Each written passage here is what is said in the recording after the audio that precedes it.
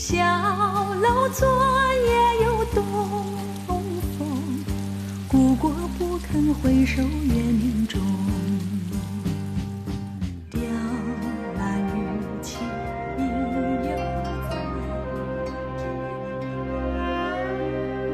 他生于七夕，死于七夕。他是失败的帝王，也是天才的词人。当人们追问春花秋月何时了，悲叹人生长恨水长东，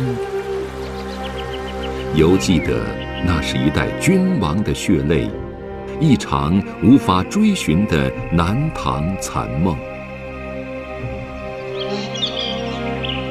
当时光回溯千年，车如流水马如龙，花月正春风。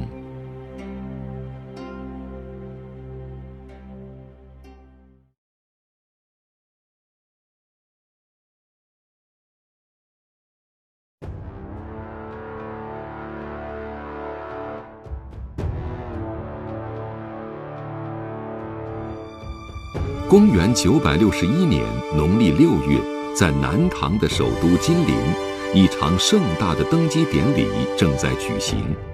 一位名叫李从嘉的青年正一步一步走向那张象征最高权力的龙椅。从此，他将拥有一个新的名字——李煜。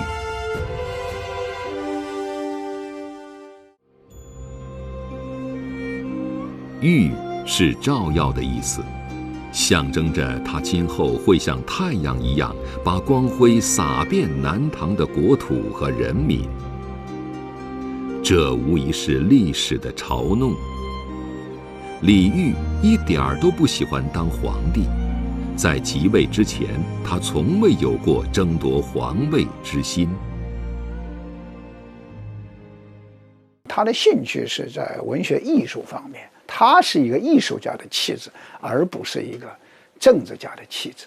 但是这会有偶然的机会，这个君王的责任就落到他头上来了，这是他的幸，也是他的不幸。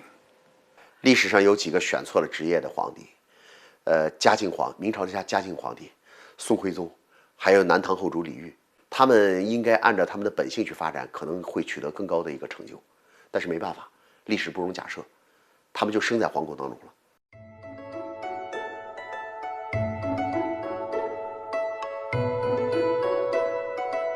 公元937年7月初7，在古城金陵的一座王府里，传来了一阵婴儿的啼哭。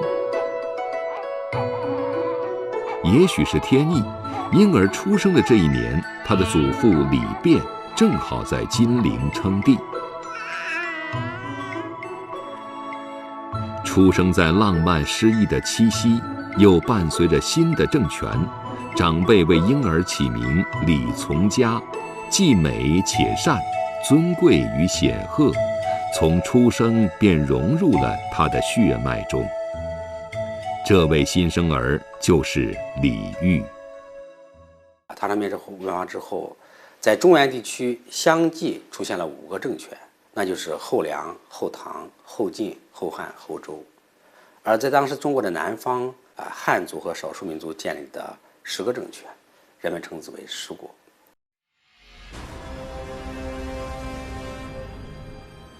李煜生活的年代，正是中国社会从盛唐的巅峰跌落下来，4分5裂，又将由分裂重新走向统一的时期。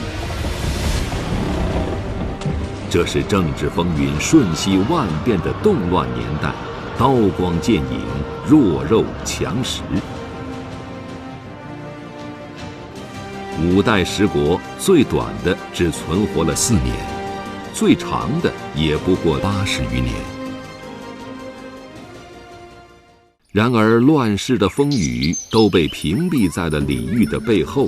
这位生于深宫之中、长于妇人之手的少年，眼中看到的尽是南唐3000里山河的富饶与辽阔。南唐这个国家虽然不大，但它的地理位置很优越。它的地理范围主要在现在的江苏、安徽、江西这一带。北方呢，在5代的时候，因为政权的更迭，不断的战乱，而南方这一块相对来说社会比较安定，加上它的经济基础、文化基础的比较好。李煜7岁时，祖父李昪去世，他的父亲李璟继位，历史上称为南唐中主。作为帝王，历史学家评论李璟空有经略之志，却不会用人。中主朝党争激烈，李璟却重用被称为五鬼的冯延巳、查文辉等趋炎谄媚、专横猖狂的臣子。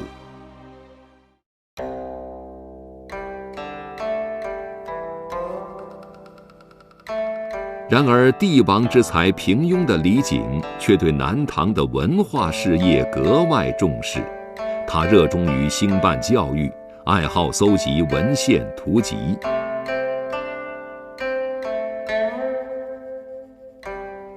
公元949年，李煜13岁。这一年的正月初1，大雪纷飞，李璟命群臣登楼赋诗，同宴唱和，并让人集成图册。这次活动在李煜的脑海中留下了深刻的印象，父亲的雅号让他感到亲切。菡萏香消翠叶残，西风愁起绿波间。细雨梦回鸡塞远，小楼吹彻玉声寒。李璟的词现在只留下了5首，但首首都是精品。对李煜来说，李璟是一个理想的父亲，也是一个很好的导师。他不仅为李煜提供了锦衣玉食的物质生活，还引导鼓励他走进了一个广阔的文学艺术世界。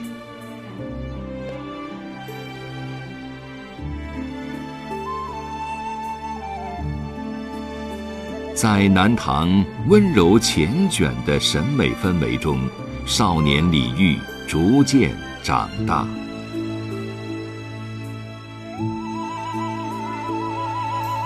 在父亲的庇护下，他本来可以过得自由自在，做一个富贵闲人。但他生在帝王家，眼前还有皇位，来自兄长的忌惮，给李煜快乐的生活蒙上了一层阴影。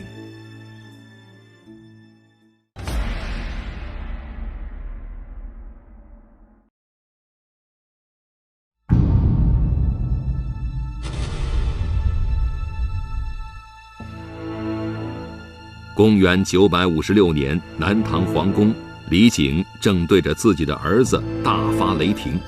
气急时，李璟抄起酋杖，将儿子暴打了一顿。这位被打的皇子名叫李弘毅，是李煜的长兄。因为在抵御后周和吴越的战争中功劳卓著，弘毅被立为太子，史称文献太子。与父亲李璟和弟弟李煜的性格不同，弘毅沉默寡言，果断刚毅，在决策施政时经常一意孤行，因此惹恼父亲。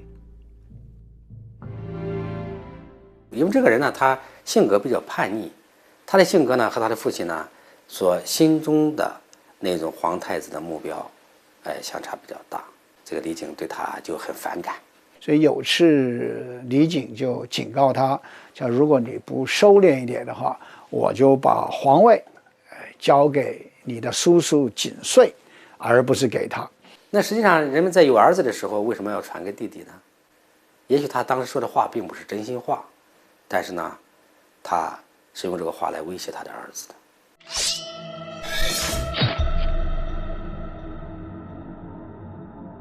公元959年6月，李璟的弟弟晋王景遂莫名暴毙，弘毅清除了他通往皇位路上最大的一个障碍。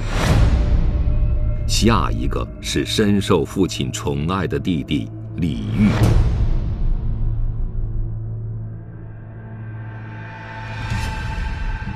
从家广嗓风夹骈齿，一目重瞳子。文献太子务其有其表，从家避祸，为秦思荆棘。据陆游《南唐书》记载，弘毅对李煜的忌惮与长相有关。史书记载说他目有一目重瞳，意思就是说他不是2个眼睛，他有一个眼睛，上面呢就是2个瞳孔。其实坦白的说，这可能是一种眼科疾病。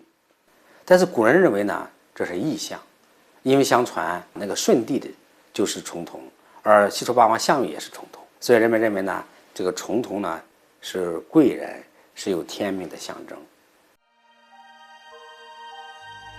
在信奉君权神授的年代，李煜的这种长相无疑引起了太子弘毅的忌惮。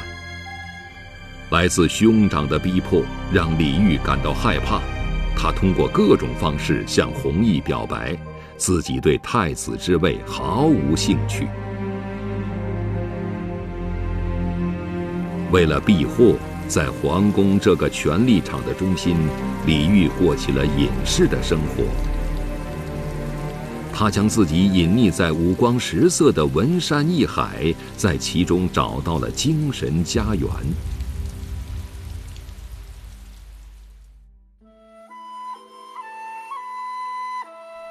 浪花有意千重雪，桃李无言一对春。一壶酒，一竿参，世上如侬有几人？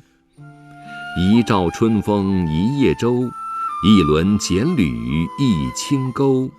花满渚，酒满瓯，万顷波中得自由。这是李煜为南唐画家魏贤《春江钓叟图》题写的2首渔父词。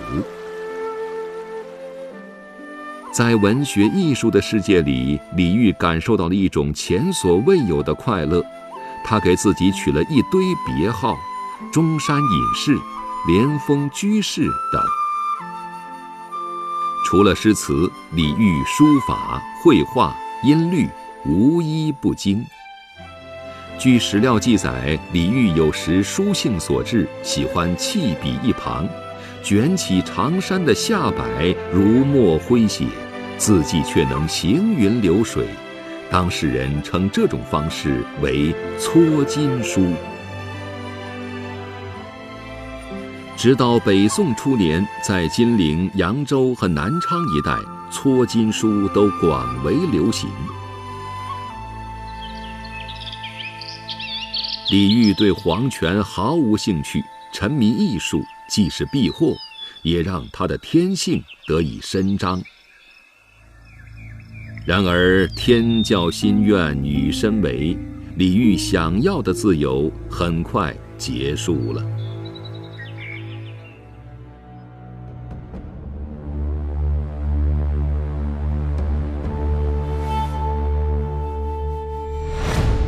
公元959年农历9月，在晋王景遂过世3个月后，太子弘毅莫名暴毙。相传弘毅不择手段杀死自己亲叔叔以后得了心病，连日梦见叔叔景遂变成各种各样的厉鬼来找他，弘毅因此受到惊吓，暴病而亡。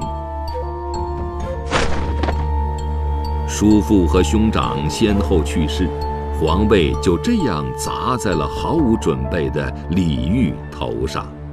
他从小也没有那一种思想准备，他本人也不具备那样的政治才干啊。本来他在兄弟之间他是排行第6啊，那大哥去世了以后，前面的4个哥哥可是早就夭亡了。那按照顺序排位就排到李煜这里来了。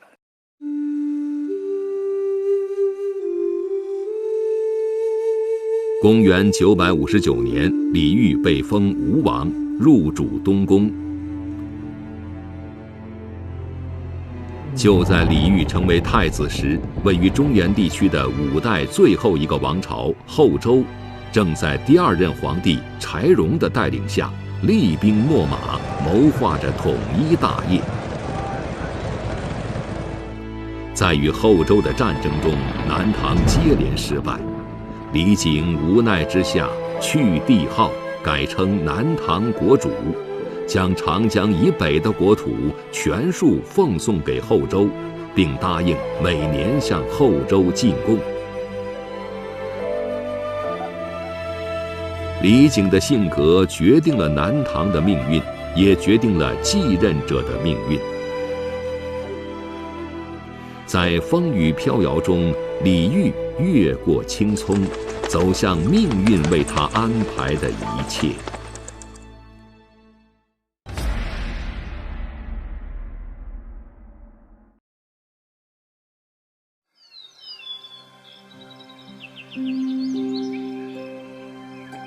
南京古称金陵，公元前333年，楚灭越。楚威王欲借长江天堑为屏障，以图谋天下，于石头城筑金陵邑，金陵由此得名。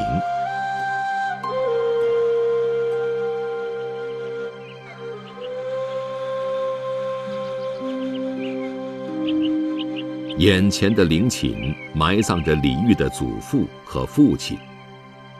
公元961年，李璟在焦思苦虑中去世，25岁的李煜即位，史称南唐后主。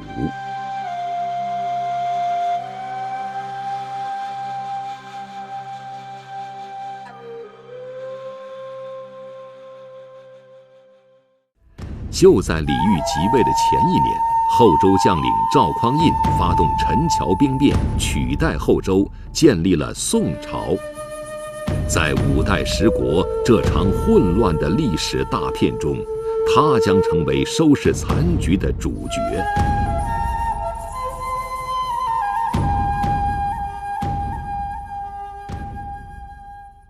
赵匡胤呢，他在建立北宋之后，改变了周世宗残容的那种北伐的政策和策略，他开始实行一种先南后北的战略，就是首先要解决南方十国的问题。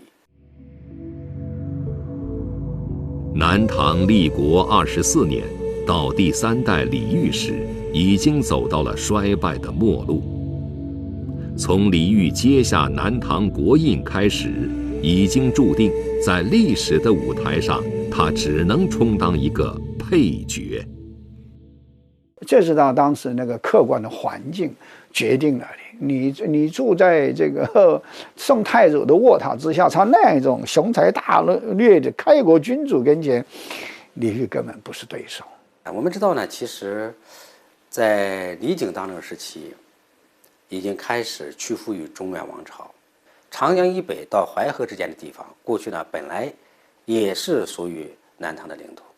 在李璟的时代呢，他迫于北周的压力，把淮河以南、长江以北的地方都割给了后周，也就是他失去了一个缓冲地带，这实际上对南唐是非常不利的。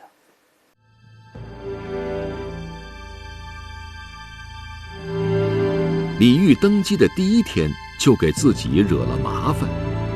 古代天子即位一般要大赦天下，按照仪式的流程，要在宫门前竖一根7丈高的长杆，杆上立一个木头雕刻的鸡，头部用黄金涂饰，口里衔一根绛红色的旗帜，然后宣读赦令。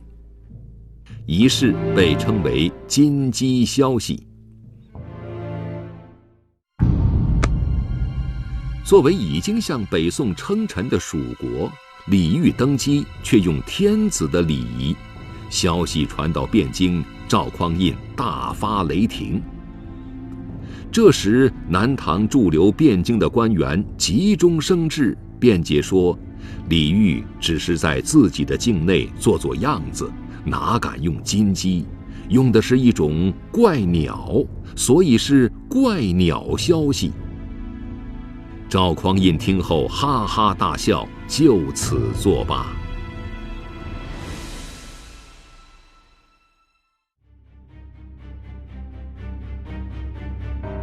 赵匡胤的火气虽然消了，但李煜在南唐听到这个消息，神经骤然紧张了起来。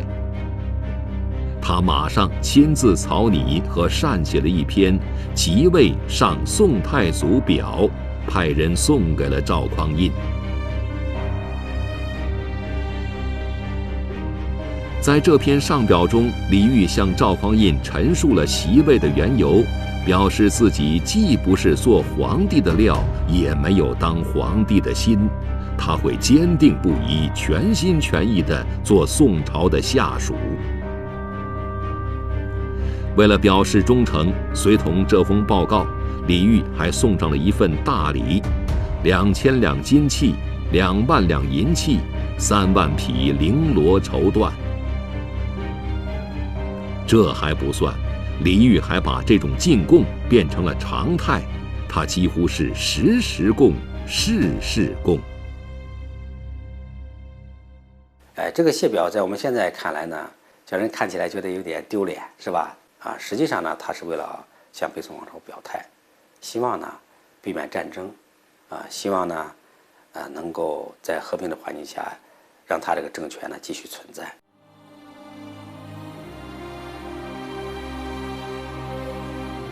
然而，李煜的委曲求全并没有换来赵匡胤的仁慈。对于李煜，这仅仅是开始。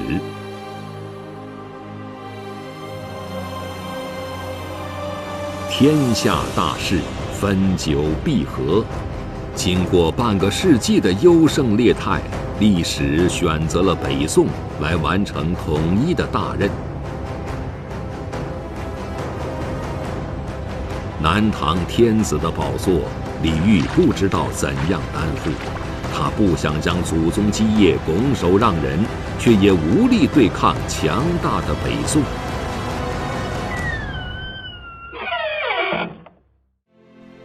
在愁闷中，李煜逃向了皇宫的夜夜笙歌，那里有他最温柔的妻子，有花月和春风。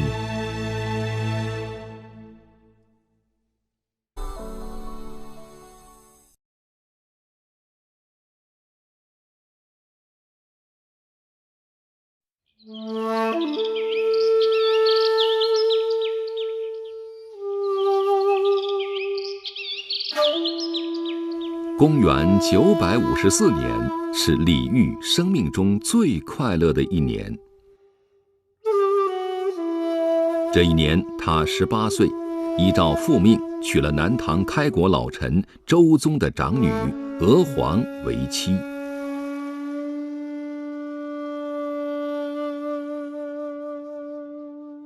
坐在新婚的床幔内，此时李煜还不知道眼前的女子将给他以后的生活带来怎样的欢愉。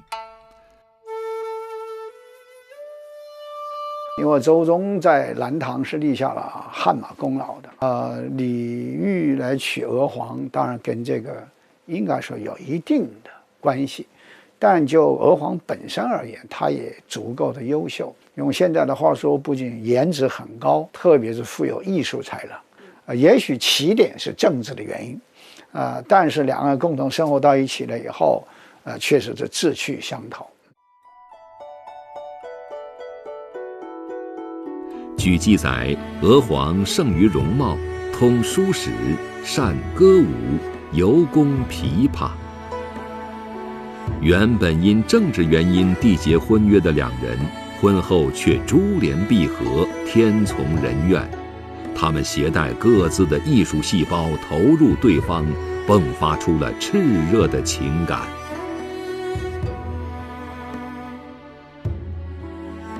小庄初过，沈檀轻柱歇而各。向人微露丁香柯，一曲清歌，暂饮樱桃破。罗袖一残音色可，杯深悬背香劳卧。绣床斜屏娇无诺，烂嚼红茸笑向弹郎唾。在这首《一壶珠》中，李煜生动地描述了他和娥皇蜜里调油的新婚生活。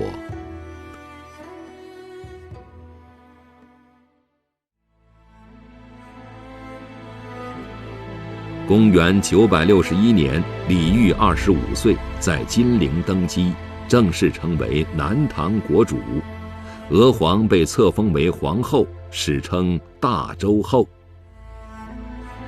来自长江以北的军事重压，由于旷日持久，朝野都习以为常了。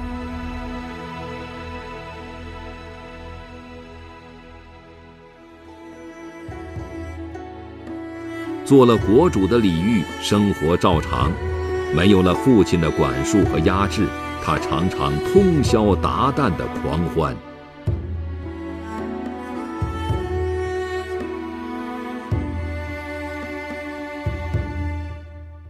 从李煜的词，后期的词啊，你可以看出来是一种透心的悲凉，但是前期的词里头可以说没有任何的忧患感。他好像忘怀了他是躺在宋太祖的卧榻之下，因为毕竟还是远了，有时想起来可能会有一点压力，有一点危机感，但日常生活中他完全是沉浸在自己的生活快乐当中。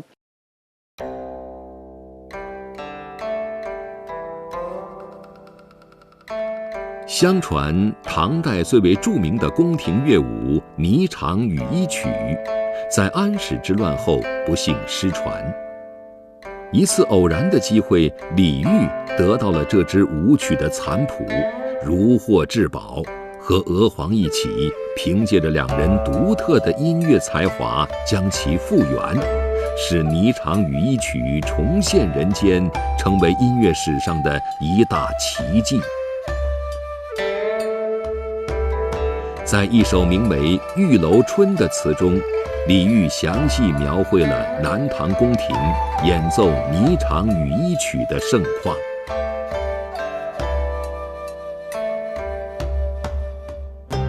晚妆初了明积雪，春殿频额鱼贯列。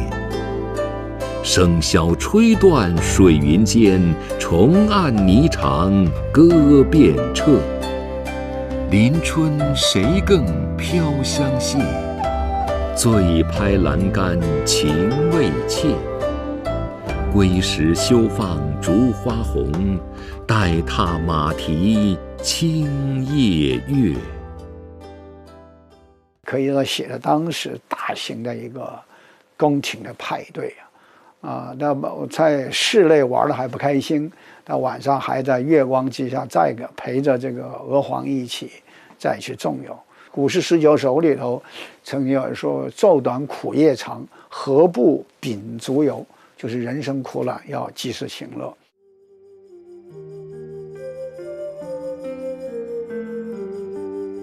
公元964年是李煜和娥皇成婚的第10年。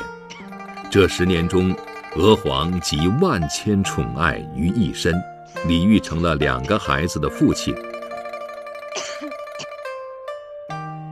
然而就在这一年，娥皇突然病倒在床，久治不愈。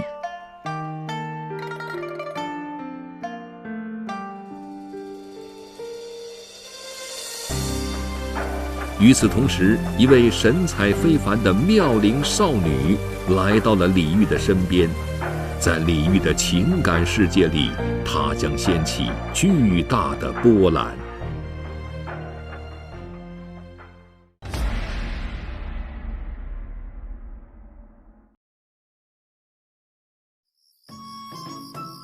花明月暗笼轻雾，今宵好向郎边去。钗袜不相接，手提金缕鞋。画堂南畔见，一向微人颤。奴为出来难，教君自忆怜。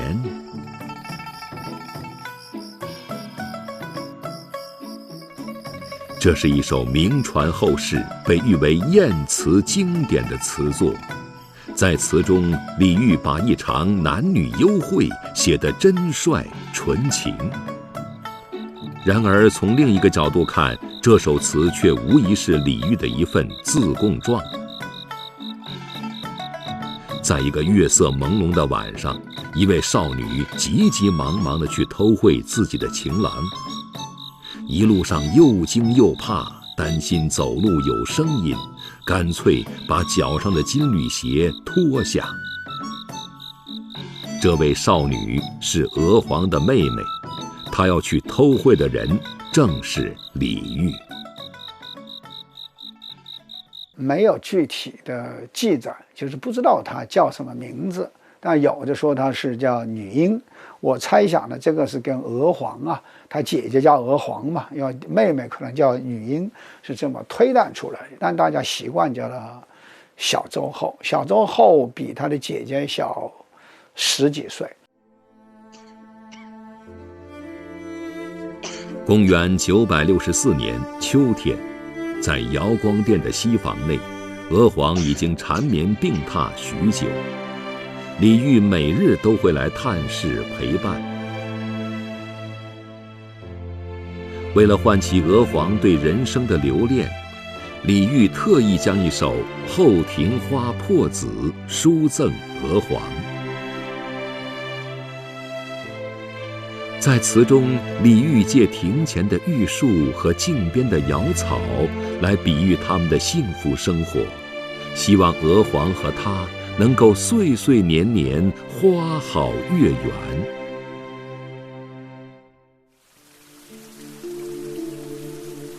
遗憾的是，与李煜的意愿相反，娥皇的病情非但不见缓解，反而日益加重。李煜派人将娥皇的母亲和妹妹接到了宫中。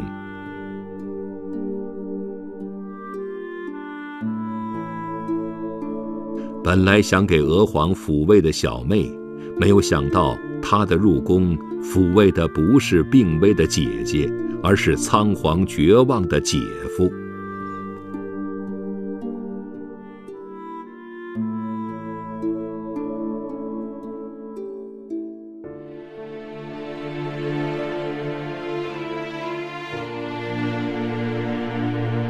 南唐风雨飘摇的政权，大周后的病情，给李煜带来了精神的双重打击。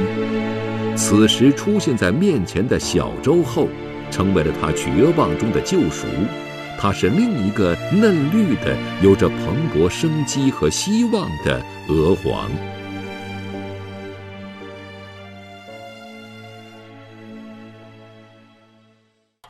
蓬莱苑壁天台女，画堂昼寝人无语。脸漫笑盈盈，相看无限情。眼色暗香钩，秋波横玉流。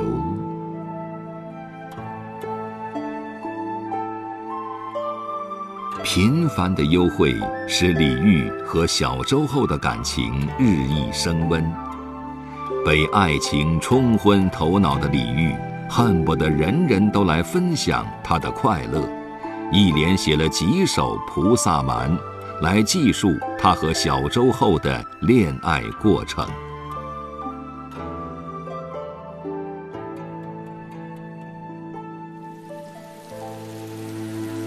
当李煜和小周后沉浸在爱情的高烧中时，病中的娥皇形容正逐渐枯槁。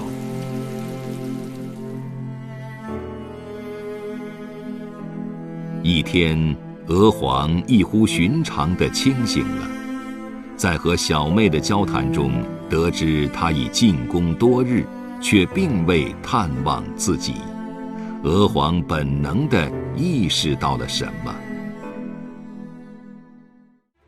爱情的裂痕给他带来了比疾病更大的痛苦。就在这时，一个更大的晴天霹雳给了娥皇致命的打击，也将李煜推进了痛苦的深渊。刚刚4岁的儿子仲宣意外夭折。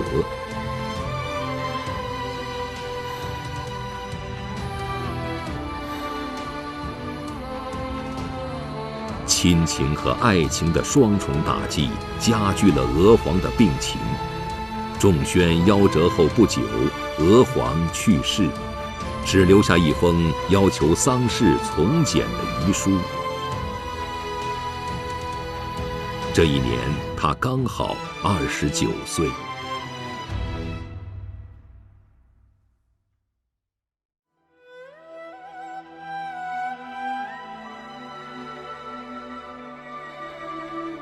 幼子和爱妻的相继离世，让李煜悲痛欲绝。史书记载，他哀悔鼓励，丈而后起。他亲自给娥皇写了一篇2000字的累文，署名《观夫谿》。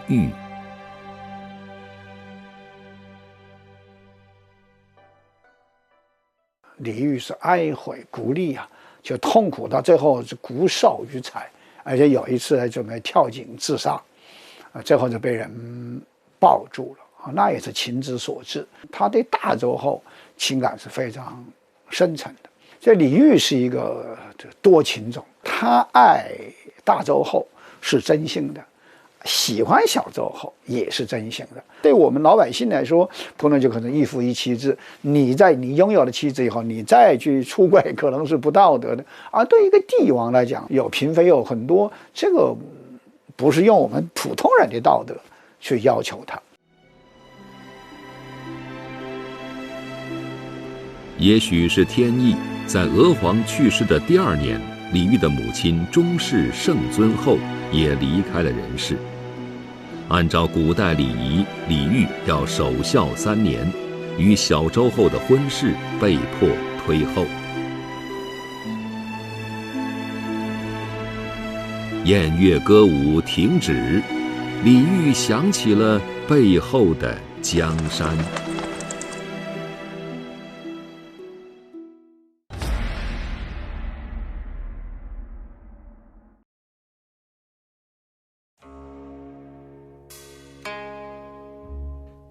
眼前的画卷长335.5厘米，宽28.7厘米。它以连环长卷的形式描绘了韩熙载家开宴行乐的全过程。画面的情节围绕韩熙载一步步展开，从倾听演奏到观舞、夜宴，最后送客。奇怪的是，夜宴的主人公韩熙载从始至终双眉紧锁，心事重重，与欢快的夜宴场面形成了强烈的对比。韩熙载的复杂情绪与一个人有关，这个人就是李煜。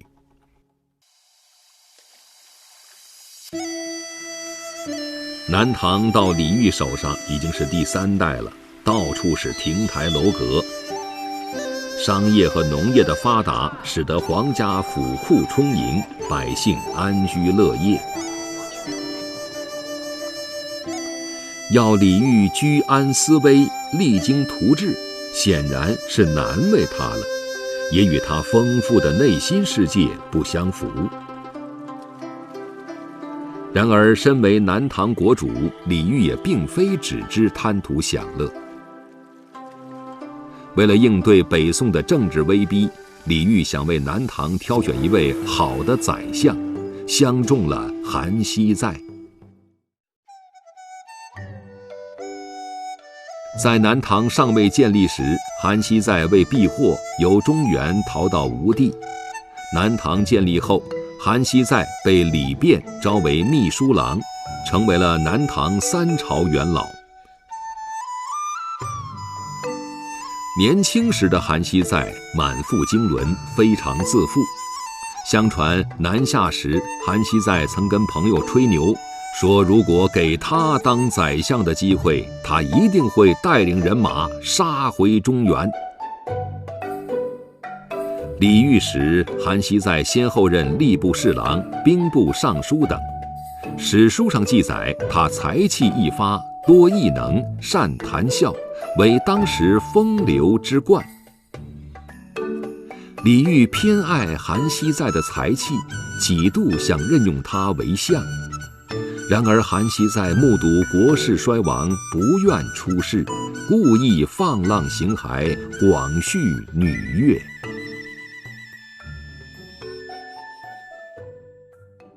从大的方面说，可能不想去承担，这个历史的责任，故意自污啊。他非常富有，他把自己的钱财都给了那一些妻妾，然后就装着乞丐啊，来向他们去讨钱，他就完全体现出一种就自己是很烂的。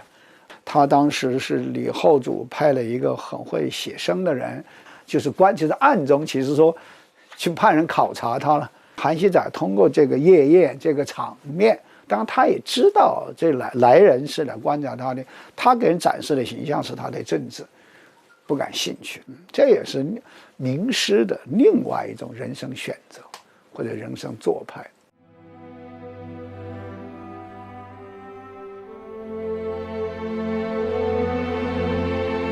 历史的巧妙安排为我们留下了传世的名画。相传李煜看到这幅画后赞不绝口，交由工人悉心珍藏，并以重金赏赐了2位画家，同时又为韩熙载不以国事为重而深感遗憾。面临国祚衰败的现实，李煜深感无措，只好重新走向温香软玉。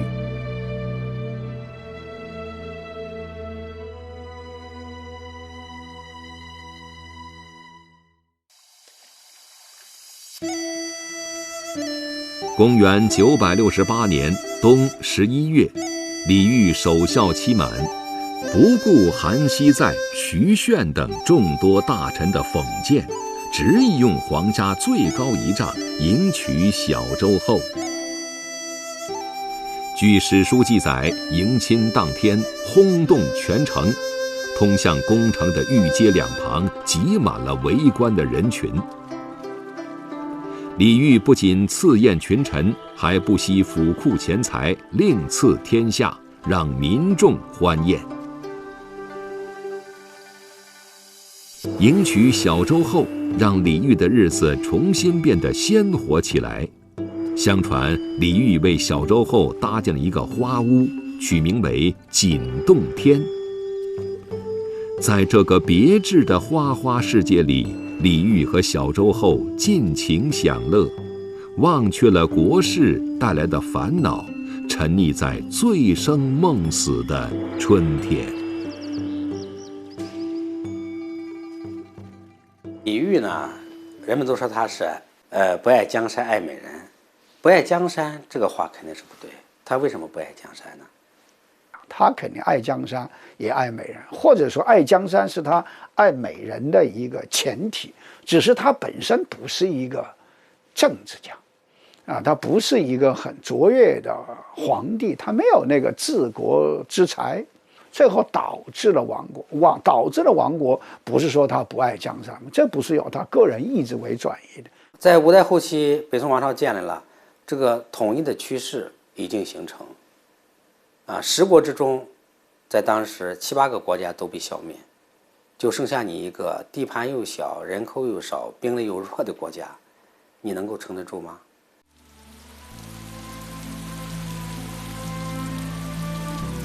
面对强大的北宋，李煜不断地送钱送物，赔小心，只希望能偏安于江南。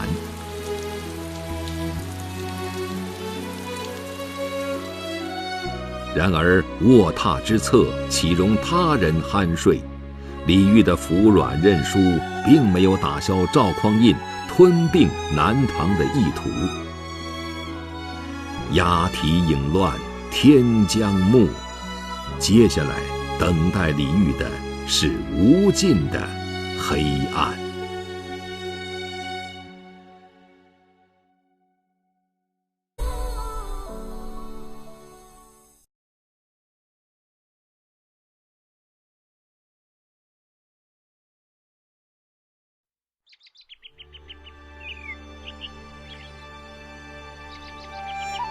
南京石头山又名清凉山，相传这里藏着南京城的根。而清凉山得名是因为山下的清凉寺。据史书记载，李煜的祖父李昪还是一个四处流浪的孤儿时，曾栖身于清凉寺。南唐建立后，清凉寺成为了皇室避暑行宫的所在地。据记载，李煜常来这里顿首叩拜，虔诚诵经。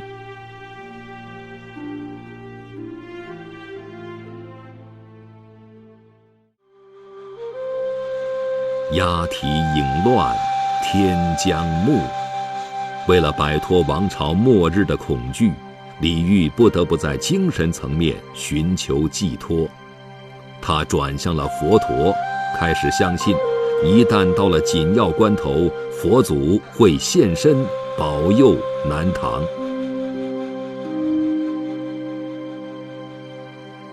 在李煜的亲自带领下，整个南唐恍若佛国。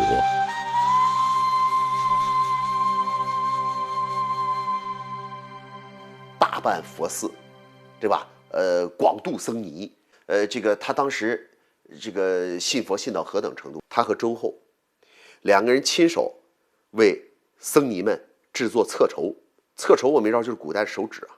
为了表达自己的虔诚，他用这个竹木片做成这个册绸之后，那上面不是有那个毛刺吗？他把那毛刺再打磨干净，打磨干净的时候，为了试还拉手不拉手，他就用自己的脸来试。这简直是令人瞠目结舌的这种行为。坦白的说，这不是一个帝王应有的行为。不过话说回来，李煜也不光是这一面，我看他很多行为都不是一个帝王应有的行为。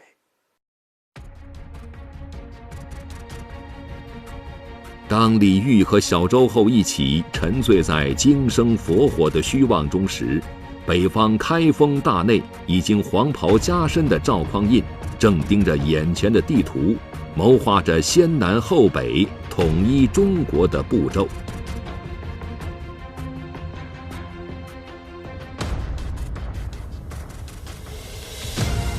公元963年，荆南首先被荡平。公元965年，西蜀不战而溃。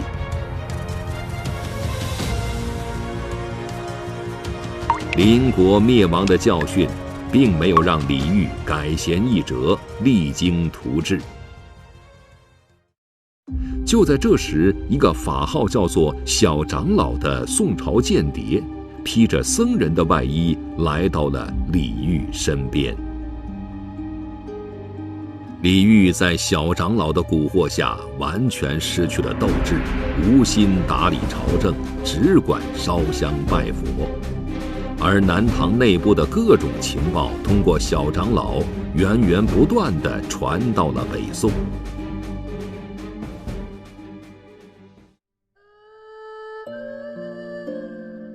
面对着南唐江河日下的国势，从即位之初，李煜就定下了对宋朝恪守臣道的国策。他不停地送礼、陪小心，旨在苟安。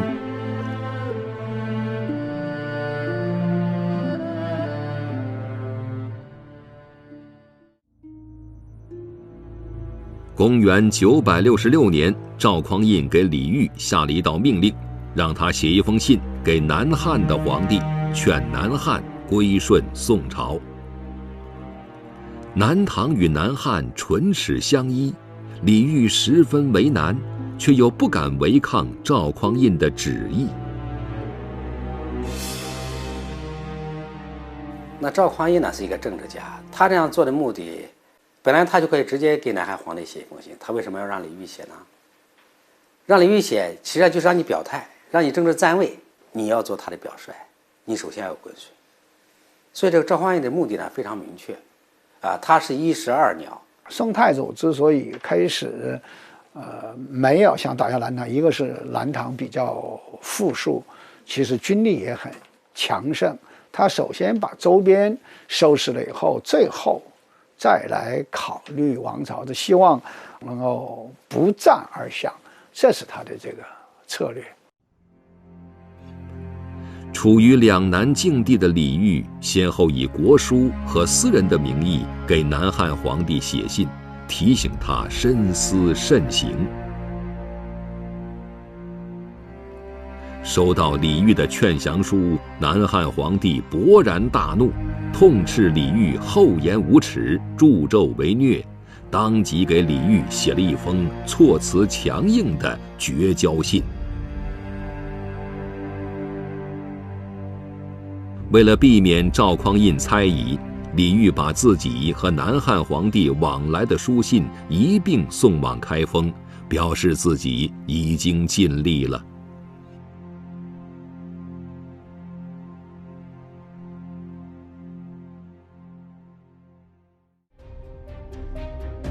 公元971年，赵匡胤灭南汉。此时，中国的南方就只剩下2个国家了，一个是南唐，一个是吴越。这个时候，李煜已经深深地感觉到亡国的危机了。他把原来就是叫南唐国主嘛，后来改为江南国主嘛，就是显得现在自己是一个地方政权，已经自我降低了身份了，而且甚至把他弟弟派到北宋去。其实他意思就是作为人质放在那里，表达一种对事而示好，就是我没有跟你对抗的意思。李煜的弟弟李从善去往开封后，被赵匡胤长期扣押。念及手足之情，李煜多次上表赵匡胤，请求让从善归国，均被拒绝。据陆游《南唐书》记载，后主御卑司，每凭高北望，气下沾襟，左右不敢仰视。残酷的政治现实让李煜的生活不再是宴游歌舞，就算是春天，他看到的也只是残破的梦境。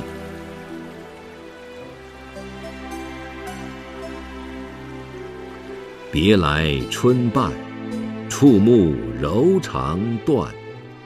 气下落梅如雪乱，拂了一身还满。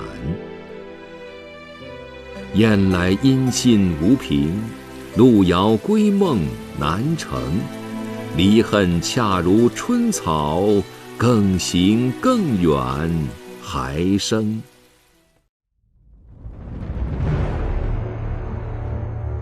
公元973年的夏天，赵匡胤派一个叫卢多逊的大臣出使南唐，向李煜强行借用江南现存周军的山川形势图。说我现在要会天下形势了，我缺少你这地方的山川形势图，是吧？我现在呢也不能派人来测量，还是你自己给我提供些资料吧。那实际上这个我们知道舆图是非常重要的，这地方的山川形势、关隘，什么地方适合行军，什么样的地方适合于打仗，你把这东西交给别人，等于说就给别人提供了一种进攻的路线，这个李煜也是很为难的。但是最终的结果是什么呢？他还是迫于压力，把他们的地图呢整个复制了一份交上去。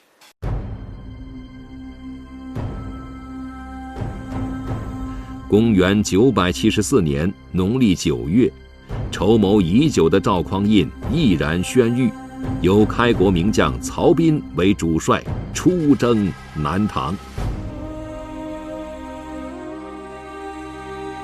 消息传到金陵，南唐上下一片惊慌。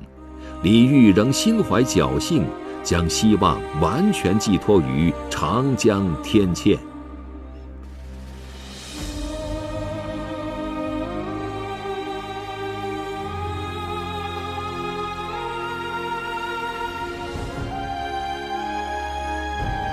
此时，一位小人物的出现，彻底浇灭了李煜的幻想。将他和南唐一起送上了倾覆的末路。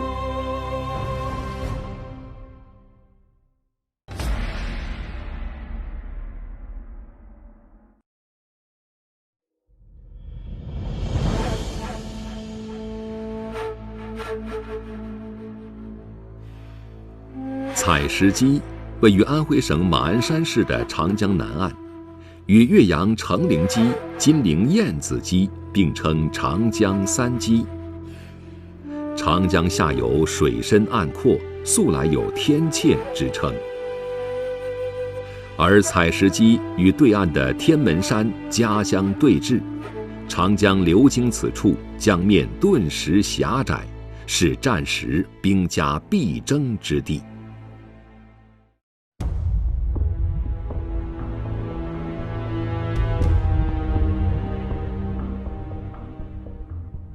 公元974年闰10月，就在宋军面对长江阻隔一筹莫展时，一个叫樊若水的人出现在赵匡胤面前，献上了在采石矶造浮桥渡江的计策。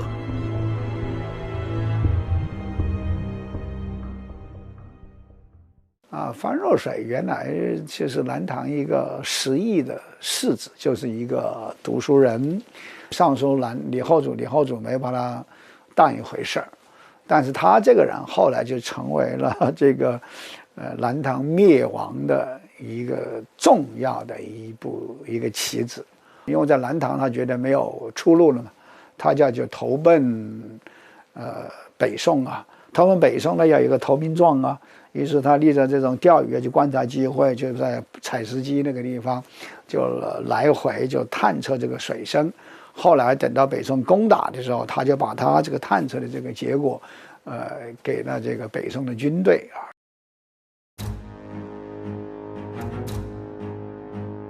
根据樊若水的情报，北宋军队在采石矶架起了浮桥，终于越过长江天堑，踏足南唐国土。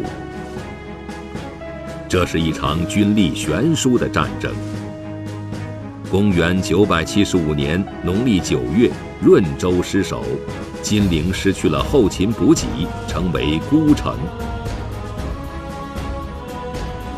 无奈之下，李煜派大臣徐铉和周维简到开封去，祈求赵匡胤退兵。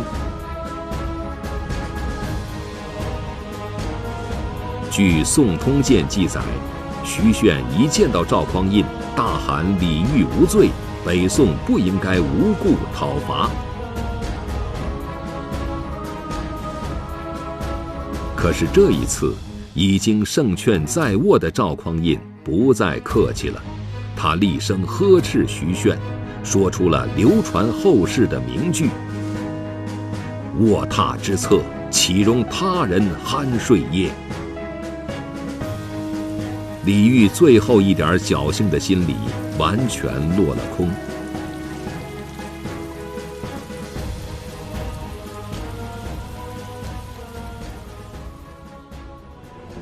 公元975年农历11月24日，在曹彬的部署下，北宋军队联合吴越，强渡护城河，开始攻城。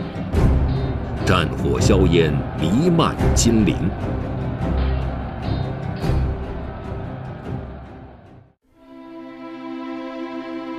面对颓败的局势，李煜束手无策，人们盛传国主将聚宝自焚。起诉的时候他还说：“那我绝不投降，我一定要率领我的臣民们和他们决一死战。我要亲自穿着铠甲来督战啊！万一不行，我把那些国宝聚集起来，把它焚毁了。”玉石俱焚嘛，这个决心实际上是给别人看的，他也不想让他祖先留下的基业就这样，很快的，在没有任何抵抗的情况下就拱手让人，然后落得骂名。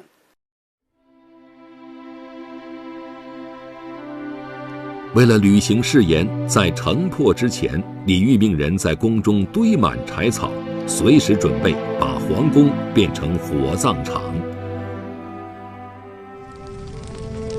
公元975年11月26日夜晚，南唐皇宫一名黄姓嫔妃受李煜之命点燃了火光。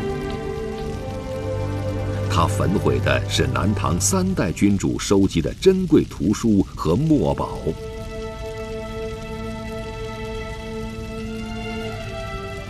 锦哀皇宫有一座敬德尼院，里面的80多名女僧人大多都是从皇宫出去的宫女。为了追随李煜，他们相约，如果看到皇宫里起火，也同时在敬德尼院自焚。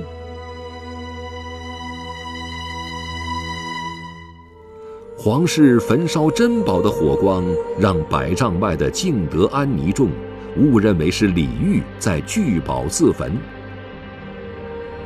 在住持李进辉的带领下，他们点燃柴火，居中核实，集体自焚。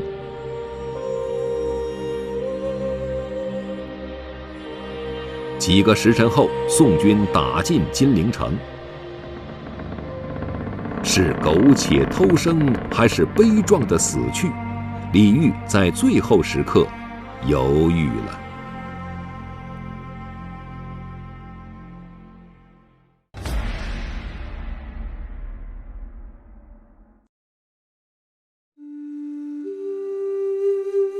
公元975年11月27日，金陵城陷，李煜率领亲属官员肉袒到城外投降。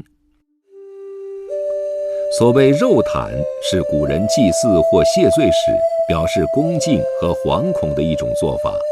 最初必须去衣露体，后逐渐简化，只去官袍，保留短衣。李煜用这种方式向赵匡胤表示彻底的认输，同时也宣告南唐正式灭亡。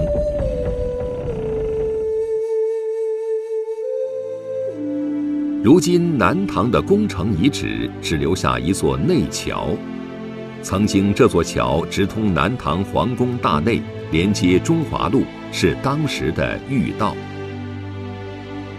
到最后关头，李煜为什么没有实践他聚宝自焚、不做他国之鬼的誓言？宋朝人的正史里面没有回答。在一部名为《江南别录》的野史中，简单地记载了这样一句话：城破，后主欲自杀，左右弃替固谏，得旨。一方面，李煜本来就怕死，所谓的聚宝自焚也是说给大家听的，说李煜怕死呢，你可以举一个例子，攻下城墙了以后，曹彬说：“李煜，你回去收拾一下，跟我一起北上。”别的人都说：“哎呀，你这把他放去，他自杀了怎么办呢？”他说：“你一看那个怕死的样子，他岂敢自杀呀？怎么能看得出来呢？”当时曹彬在船上来跟他谈判的，他谈判你就要找那个跳板。那个时候不像现在，个跳板就那么一点，他找那个跳板上战战兢兢的，根本不敢过去。后来就找几个士兵把他架过去了。曹彬说李煜那个他就是非常的怕死，怕死是人的本能啊。但是李煜这个性格特别的软弱。当然李煜呢还有一种情怀，当时可能会北宋这边会从策略上来讲，可能会对他有威胁，就是如果你不投降的话，那我可能就屠城。他考虑到全城老百姓的这种性命，可能也就最后还是决定投降。李煜出降后，宋史大将曹彬给了他1天的时间，让他回宫置办行装，到供奉祖宗灵位的太庙辞行。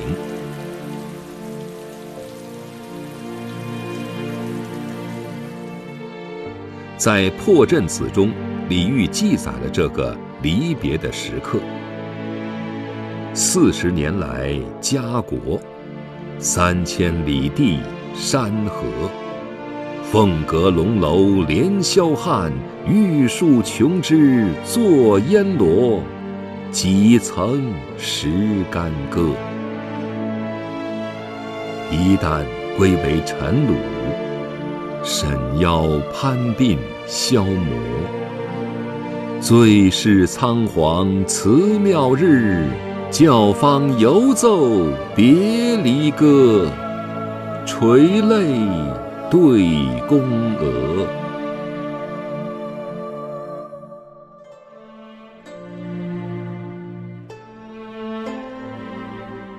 南唐自先主李昪建立到后主李煜亡国，历经3代，共39年历史。在凤阁龙楼、玉树琼枝的人间仙境中长大，李煜不曾见识过战争。一旦归为尘虏，从天上跌落谷底，李煜感受到的是更深层次的悲哀。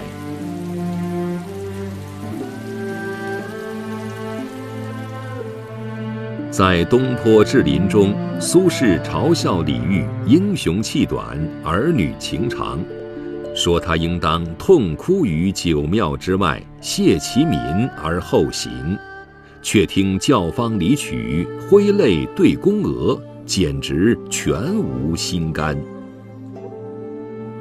但这就是李煜的真性情。因为本身李煜就所谓的长于深宫，成于妇人之手。在这个时候，他已经是求生不能求死不得。求死是可以的，但是他没那种勇气。所以到亡国的时候，垂泪对宫娥，体现出了对那些宫娥的同情，觉得有一种后悔，觉得有点对不起他们。我觉得这也是很自然的。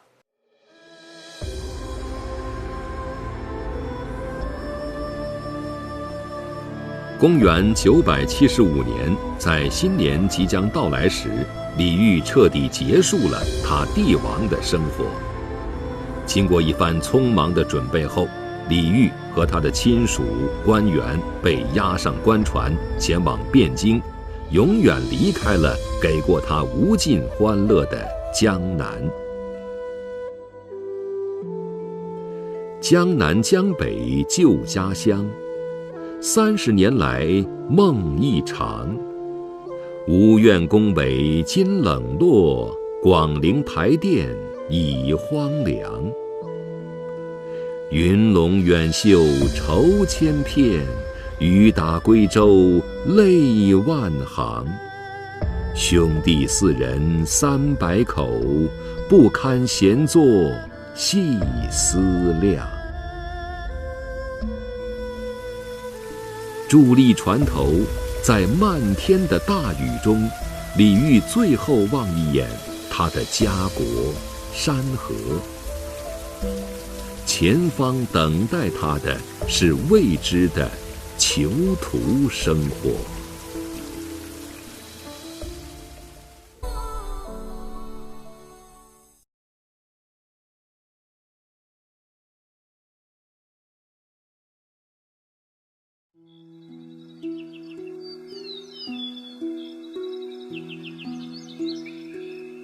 宋朝的御街位于开封城南北中轴线上，沿着御街由南向北到达的是北宋皇城宣德门。公元976年正月初4，正是在这条街上，李煜弃车舍轿，步行受降。这对于一个皇帝来说是莫大的耻辱。然而，这仅仅是李煜俘虏生涯的开始。在受降仪式上，李煜被封为违命侯。赵匡胤借此表达对他屡召不降又起兵反抗的羞辱。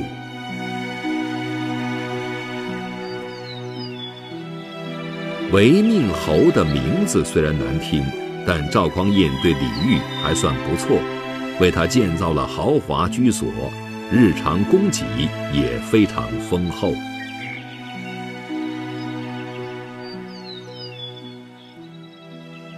因为这个李煜和李璟父子，他们2个在这治理南唐，老百姓其实对他们还是有好感，因为在他们统治时期，剥削比较轻，老百姓的生活比较安逸。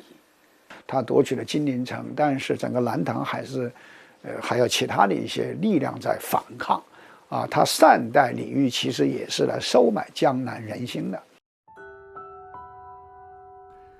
在今天的开封古城外有一个村落，原名为训李唐庄。训有退位囚禁之意，李指李煜，唐指南唐。相传这里曾是李煜被囚禁的地方。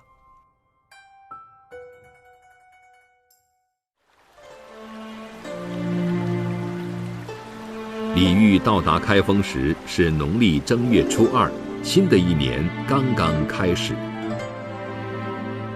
但李煜的世界不再有花月春风，他被幽囚在违命侯府里，不得私自会客。无言独上西楼，月如钩。寂寞梧桐，深院锁清秋。剪不断，理还乱，是离愁。别是一般滋味在心头。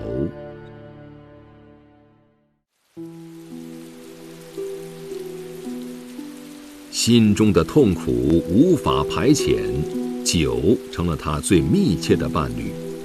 据一本叫《汉府名谈》的书记载，李煜到开封以后，常常通宵达旦地喝酒。在《呜咽题》中，李煜写道：“世事漫随流水，算来一梦浮生。醉乡路闻宜贫道，此外不堪行。”对李煜而言，这世界上的所有事物都随着流水悄悄地流逝了。他觉得自己的一生像在一场梦里漂泊，除了醉乡无路可走。酒成了李煜必不可少的止痛药。相传赵匡胤大概担心李煜会醉死，曾下令停止给他供酒。后来在李煜的再三恳求下，才恢复供应。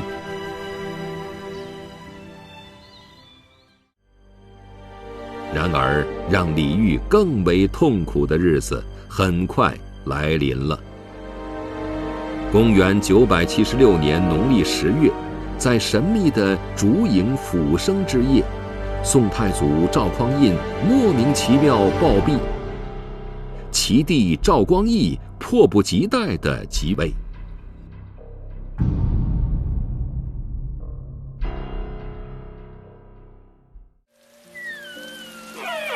赵光义称帝之后，下诏废除李煜的爵位违命侯，改封陇西郡公。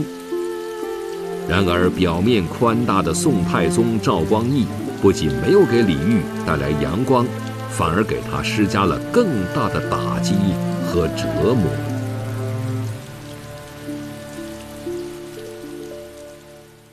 赵匡胤死了以后，他在北宋叫做终日以泪洗面，一个是生活待遇上，再一个在精神上，给他这种侮辱嘛。有一次就让李煜陪着来看那些图书啊，说这些人，你听说你爱读书，你看看这些图书都是你南唐的吧？其实他有一种羞辱的意思，这种羞辱可能还好一点，特别是对他妻子的羞辱。作为一个男人，连自己的妻子保护不了，连愤怒的声音骂都不敢骂，这个是对李煜说是非常屈辱的。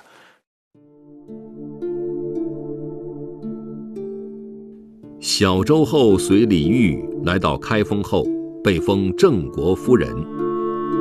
据宋人的笔记中记载，宋太宗赵光义即位后，频繁传召小周后入宫。小周后每次入宫一去便数日，回来后对李煜又哭又骂，而李煜却只能选择沉默。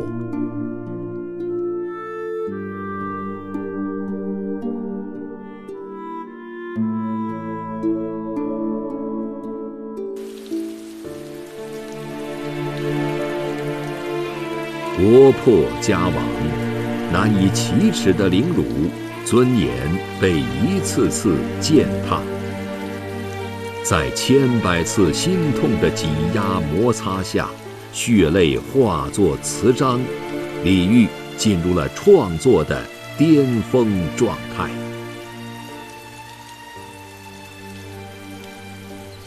帘外雨潺潺，春意阑珊。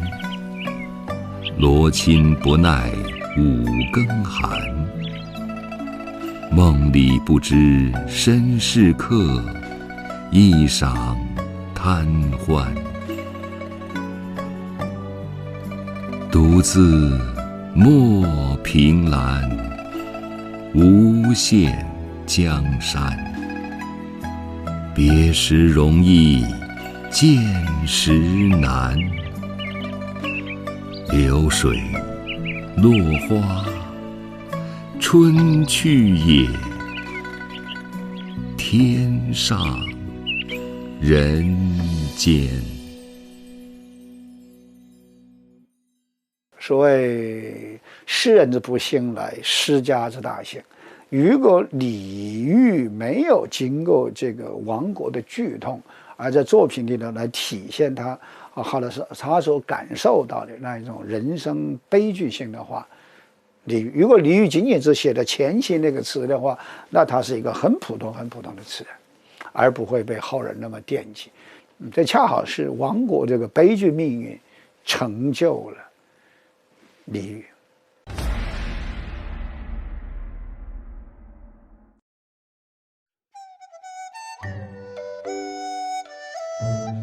北宋政和年间，有一位名叫李治的人。一次，朋友来做客，带来一个很会唱歌的老头，李治却非常不给面子，不仅拒绝让老头唱歌，还专门写了一首词表达他的抗议。唱歌须是玉人弹口，皓齿冰敷。一传心事，语交声颤，自如贯珠。老翁虽是解歌，无奈雪鬓霜须。大家且道是一模样，怎如念奴？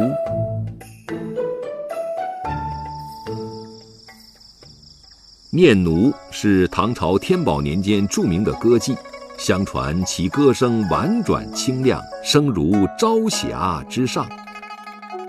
唐玄宗曾亲自作曲填词，命念奴歌唱，念奴娇这一词牌名便由此而来。唱歌必须是美人弹口，李治的这首《品令》虽然写于北宋末期，却准确反映出词这一文学样式最初的形态。咱们中国古代音乐经的三次变化，诗经时代是雅乐，到了汉乐府是清乐，到了隋唐之际，隋唐的时候又产生了一种新的音乐叫燕乐。这新的音乐出来了以后，它需要有相应的新的歌词给它来演唱，这样的话就催生了这个词的发展。那个时候的歌词，它不是来抒发作词者自己的心声，而是就编一个歌词来给你演唱，其实纯粹是一种娱乐性的。到了李煜这里才写，就转向士大夫之子，就才来表现自己的真实的心声。原来是代言体，就代女性言情。到了李煜这里呢，才反映自己真实的人生感受。近代著名的文学评论家王国维曾在《人间词话》中评论李煜：词至李后主，而眼界始大，感慨遂深，遂变灵公之词为士大夫之词。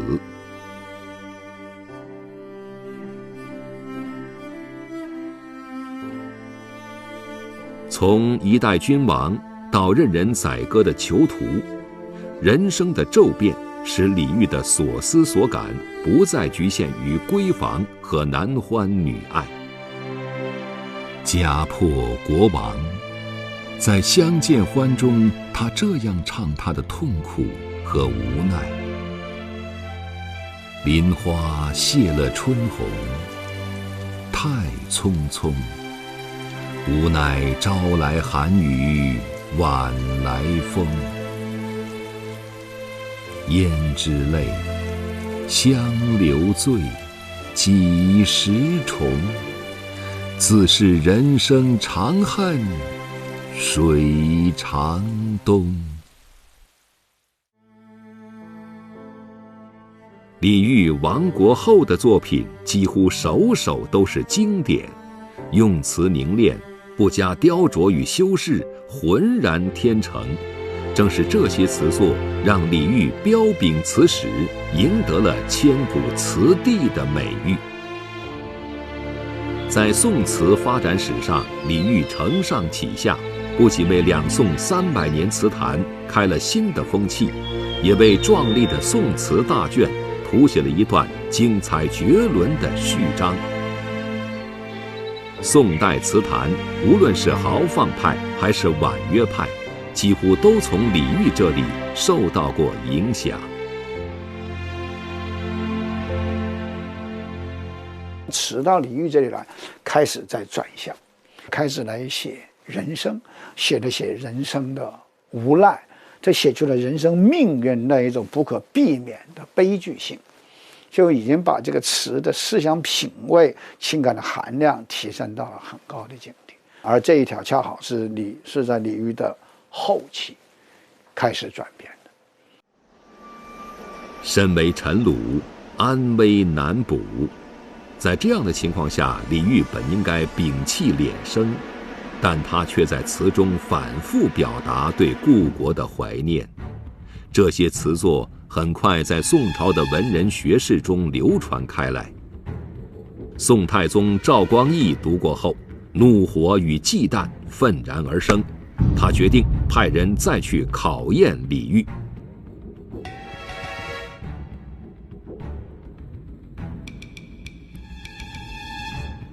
公元978年的一天，原南唐旧臣吏部尚书徐铉奉宋太宗赵光义的命令前来看望李煜。李煜被囚开封后，朝廷严禁南唐君臣私下见面，两人几乎没有往来。见面后，徐铉下意识要行君臣之礼，被李煜阻止。往事已成空，两人有千言万语，却只能长久的沉默。最后，李煜叹息道：“悔不该当初错杀潘佑、李平。”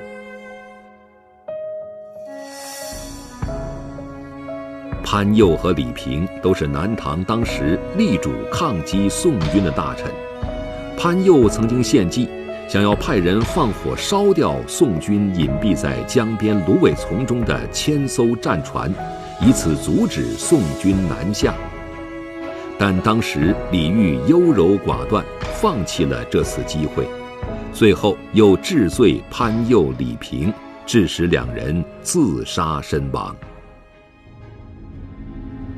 李煜和徐铉的谈话原原本本地传到了赵光义的耳中，杀心由此而生。什么意思呀？你是不是想复国呀？表面上北宋君臣对他放得很宽，照顾得很周到，实际上对他是监视很严的。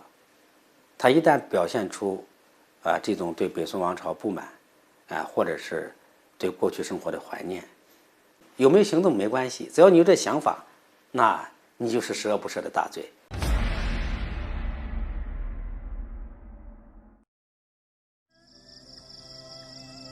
公元978年的七夕，是李煜42岁的生日。当晚，随同李煜一道归降的后妃齐聚在院内，为李煜拜寿。虽然场面气氛无法同亡国前相比，但还像往常在金陵一样，在庭院里张灯结彩，摆放好了祝福牛郎织女鹊桥相会的酒食瓜果。酒过三巡，眼前的景象再次勾起了李煜对故国的回忆。他如墨运笔，一气呵成，写下了一首千古绝唱。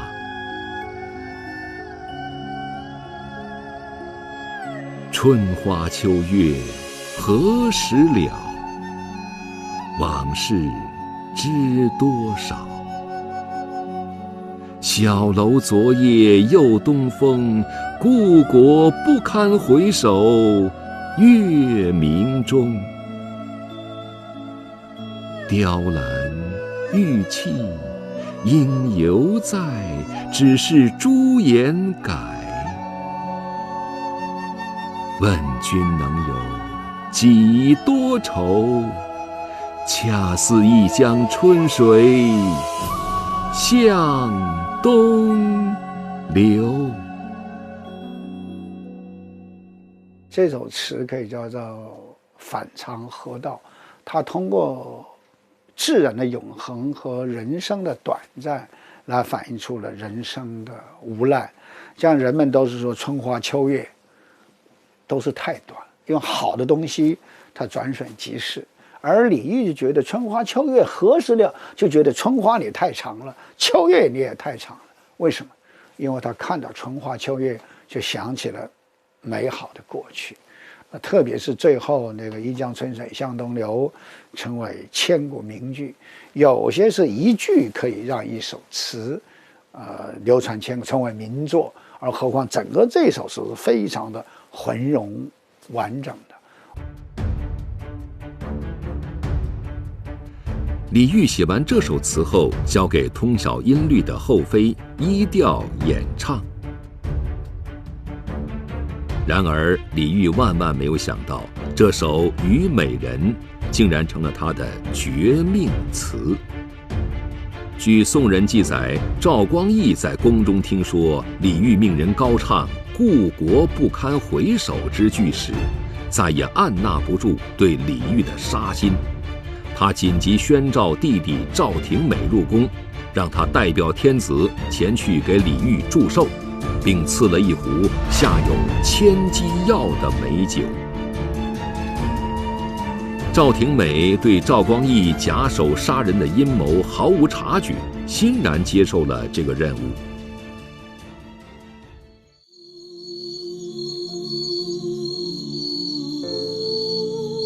千机又名马钱子，中毒者先是强烈抽搐，辗转于地，最后头足相接，窒息而亡。李煜饮过毒酒，当天夜里，在他刚刚跨入人生第42个年头时，气绝身亡。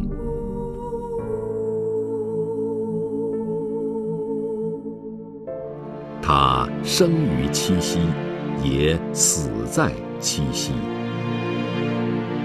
李煜去世后不久，小周后也在绝望中离开人世。李煜是一个真赤子之心，他不会去表现自己。作为赤子之心，作为词人来讲，他是真是用真心和真情写出他的词作出来，就是那一种非常天真、非常坦然的，我自己内心深处是怎么想的，有什么感受，我就直接表达出来，忘掉了他写出这个词来的时候会给他带来什么。李煜死后，赵光义虚情假意地赠以太师头衔，又追封吴王，特诏辍朝3日哀悼，最后以王礼厚葬于洛阳北邙山。1000年之后，当时掩埋李煜的封土已被历史的风雨荡平，无法探寻。相传，在今天河南省孟津县后里村有一座老坟台，疑似为李煜墓葬，但颇多争议，考古界尚无定论。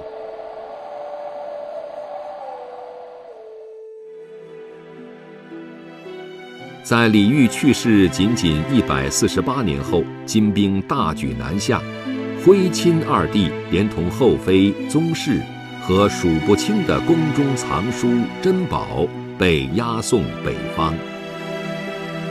北宋亡国的细节和北宋灭南唐有着惊人的相似，宋徽宗和李煜的命运也如出一辙。作为帝王，宋徽宗和李煜都是失败的，但他们却在文学艺术的世界里开疆拓土。宋徽宗召集书法绘画独步天下，而李煜则在词的世界里重获尊严。做个才人真绝代，是吧？可怜薄命做君王，本身从他个人的这种特质来讲，和他个人兴趣来讲，就是做一个词中的帝王，而不是做生活中政治上的帝王。李煜的词，历史上经多次遗失，目前学术界认定的只有30多首。而李煜一生的悲情与荣耀都藏在了这30多首词中。